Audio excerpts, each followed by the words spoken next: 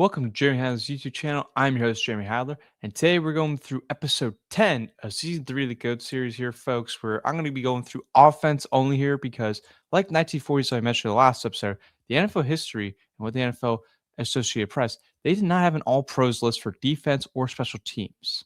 So, because of that, I'm going because that's how I based off of like when I'm looking at of how to rank of position wise of like which positions to go afterwards in each era. I'll be doing the offense only. So that's going to be the O line, wide receiver, two running backs, because it mentioned before in this part of the NFL history, this is halfback and fullback, but more of a halfback wise, folks. So we're going to have that. Quarterback, of course, we're going to have wide receiver.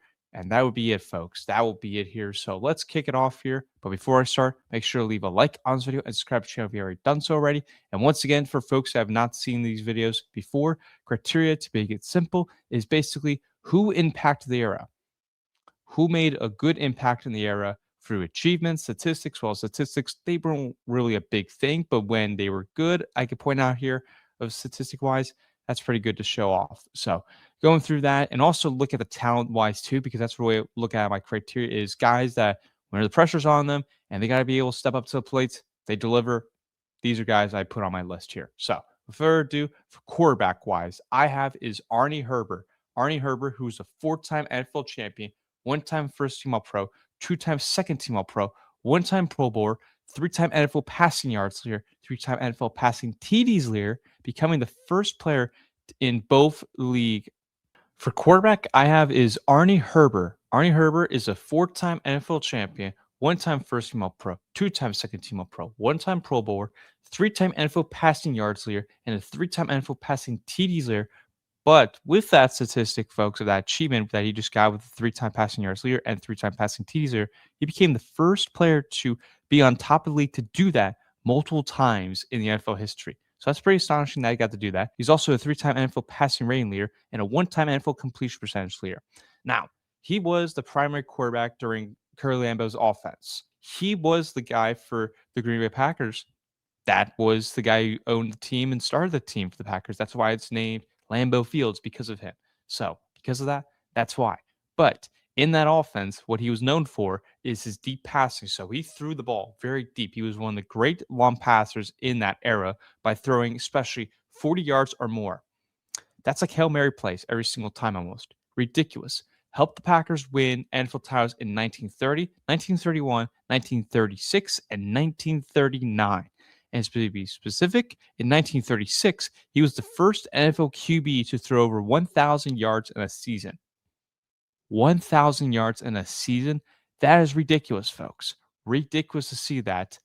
That would easily get broken in like 5 games at this rate with today's NFL game. But that's pretty astonishing when you know that's more of a heavy run game back then. And because of what he did, he also established by being one of the best QB wide receiver duos with Don Hudson. And Don Hudson, we talked about last episode, pretty great guy. So astonishing to see that as well. And they just dominate. He and him dominated pretty much a lot. And Arnie was one of the kind of the first guys to be the start of how quarterbacks play. He started out to be showing what's the pass game supposed to look like. And being that 1,000-yard season, he showed what it was like. Now, statistically, he is pretty bad of touchdown interception ratios, but again, the statistics were pretty bad back then. They were pretty bad back then, but he still achieved a lot given what the statistics tell you. Still got the job done. So Arnie is my quarterback here, folks. Wide receiver is Don Hudson, like I just mentioned. Don Hudson, while he did dominate in the 1940s, remarkably, he also dominated in the 1930s. He's basically the Jerry Rice before Jerry Rice even existed. Now, in this era, Don Hudson was a two-time NFL champion, two first-team All-Pro, one-time Pro Bowler, three-time NFL receptions leader, and three-time NFL receiving yards leader. Also, to give a more fun statistic there, four-time NFL receiving TDs leader. Again, basically, if you have him in fantasy football, folks, this guy would win the league for you so many times. Even if your team was so bad, he basically was your Puka Nacua, Justin Jefferson, Jamar Chase. Don Hudson was insanely good. And to top it off, he was one of the first modern route running wide receivers. So how wide receivers supposed to run the routes? That was Don Hudson. He was one of the first guys to do that in dominant fashion. He did it so good with his fast, precise timing to separate guys and boom, boom, boom, got it. He did it every single time. And to give you another fun statistic, like I mentioned in last episode, he holds 18 NFL records. 18 NFL records. One record got broken a couple years ago by Justin Jefferson, but that's insane. 18 NFL records. That guy just dominated. He dominated every single time. So Don Hudson, again, my wide receiver for this era. 1940s wide receiver, also my 1930s wide receiver. And then to get to my fullback here, folks, my fullback is Clark Hinckley. Clark Hinckley, two-time NFL champion, two-time NFL All-Star, which again was the Pro Bowl back in the day, one-time NFL rushing TDs co-leader, and a one-time NFL scoring leader. Now, for him, he was one of the toughest Ironman players who he retired with the league's all-time rushing record at the time. So that's pretty astonishing that he got to do that. And the way he played was he used a lot of his power. It wasn't more of a quick, steady guy like you see a Bijan Robinson or Jameer Gibbs, more of a heavy running back like a Derrick Henry, for example, folks. And he would drive. He would drive through to the tackles if it had to be, like three guys on him, like a bowling ball, knock those pinheads out of the way. Or he had to cut outside, like boom, boom.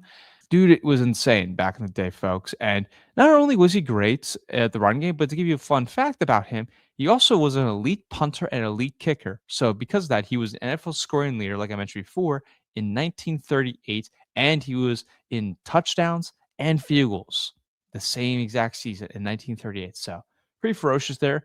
And his nickname at the time, folks, was Bucknell Battering Ram.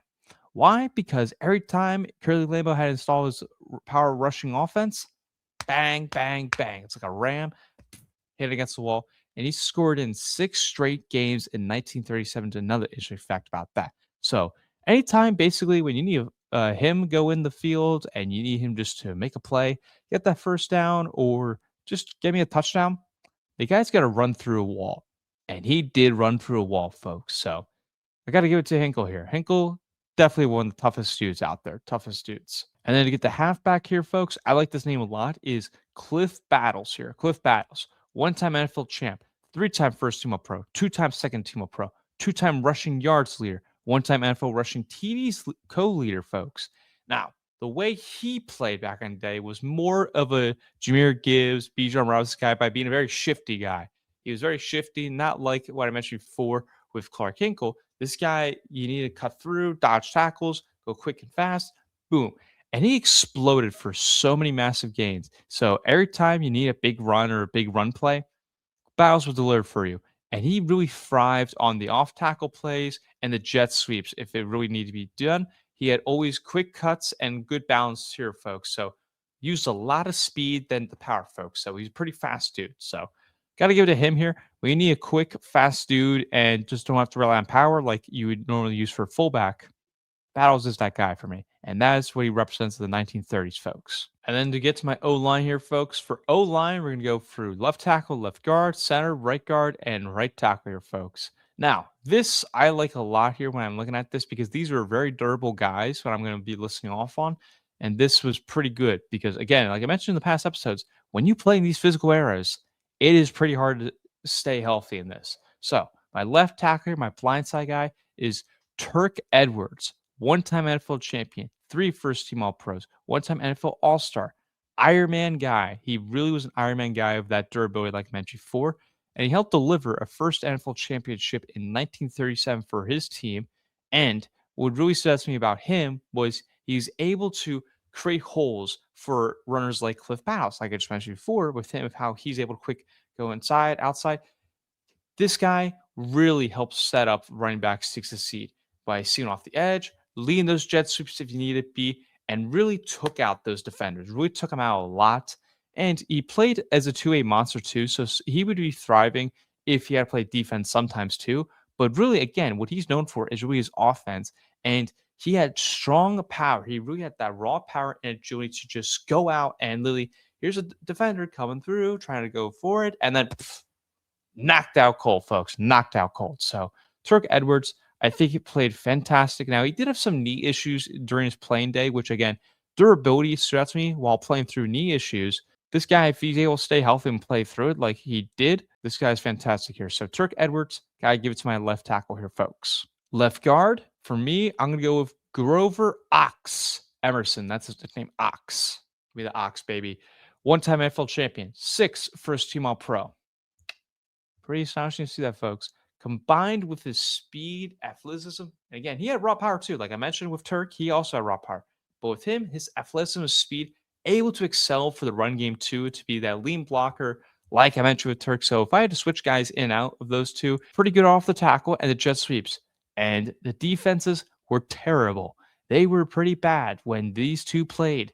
And this was the Iron Man era. And for folks that don't know what the Iron Man era really means, it means that they played through tough durability through the injuries and also played two-way too, folks. So not only they play on the offense, a lot of plays defense as well. So Grover did fantastic in that.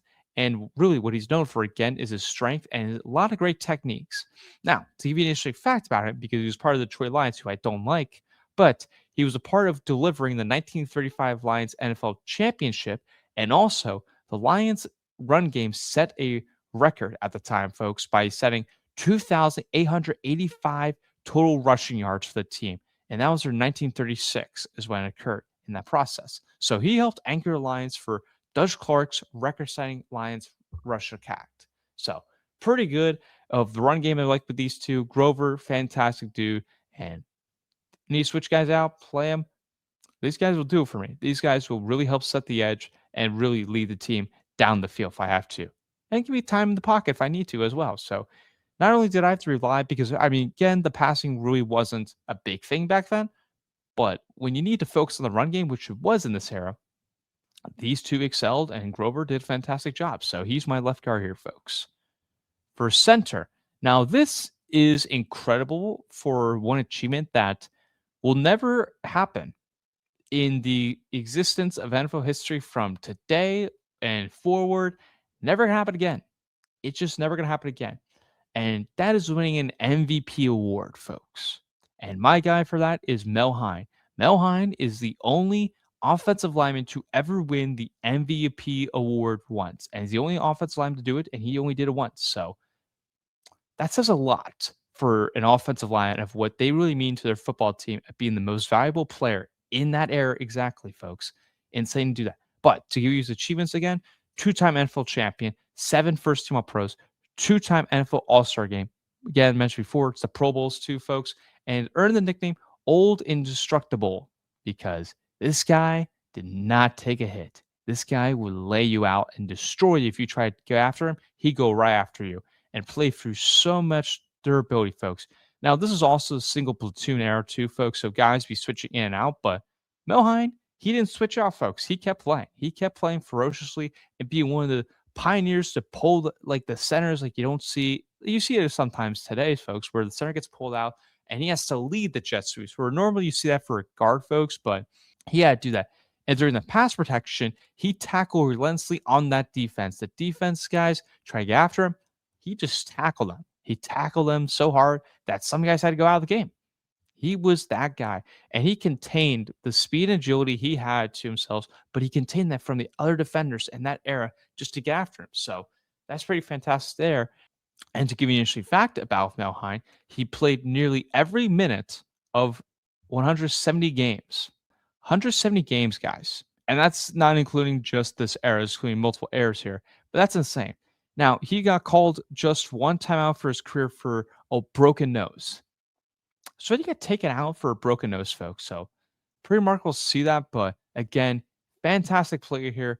This guy is my leading guy that if I had to have a center here, he's one of my great center goats here. If I had, and I did talk about him with the Giants and in season 1 as well. So Mel Hein, gotta get appreciation here for me. And then to get to right guard here, folks, I'm gonna go with Russ Letlow. Russ Letlow, two-time NFL champion, two-time Pro Bowler here. Now, he was unusually fast for a lineman because he was 6 foot and 214 pounds. That's pretty big for an O lineman. Now, there's bigger ones to this day, but for that era specifically, that's pretty big to do for being a fast guy. And it's also during the platoon era, like again, before guys be switching in and out. So he really excelled during that if he had to get switched in and out. And very dependable on the blocks. If he had to show off the blocks and make fierce tackles of pushing the guys out of the way, making the run game go in the pass game, really did a fantastic job of that. So got to give appreciation for him there. But he was a part of that Packers O line. He was part of that Packers O line. So they won championships. and played through stuffing and running. Again, Curly Lambeau was heavily focused on the run. Russ did that a lot. So he showed it through his toughness, and he might have gotten sick a couple times. I remember reading about that, about articles on him, and he played every single play you possibly could. So this guy, if you need to move in and out, he'll play for you. He will play for you. So I got Russ Letlow as my right guard here, folks. And then to my last position here, right tackle here, I got Joe Steidar. Hopefully I pronounced that. I apologize if I got it wrong, but that's what I'm going to pronounce it as of right now.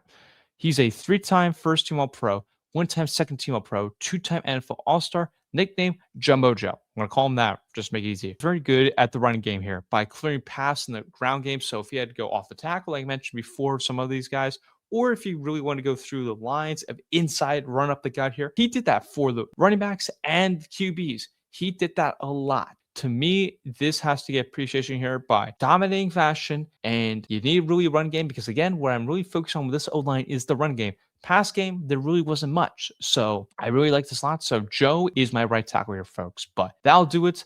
Let me know what you think in the comments, folks, of who you think I got right, who you think I got wrong. Love to hear it. Love to hear if someone could try to question me about my 1930s list, folks, because I did my research. So bring it on, folks. I love to bring it on here. But that'll do it here, folks. We appreciate it. We'll wrap into the 1920s for our last episode of wrap up season 3 of the GOAT series here, folks. Appreciate everyone tuning in from where we started from the 2020s, of what we're in right now, all the way to where I am back in the past, 1930s, folks. But that'll do it. Have a great day, folks. As always, go Pack Go.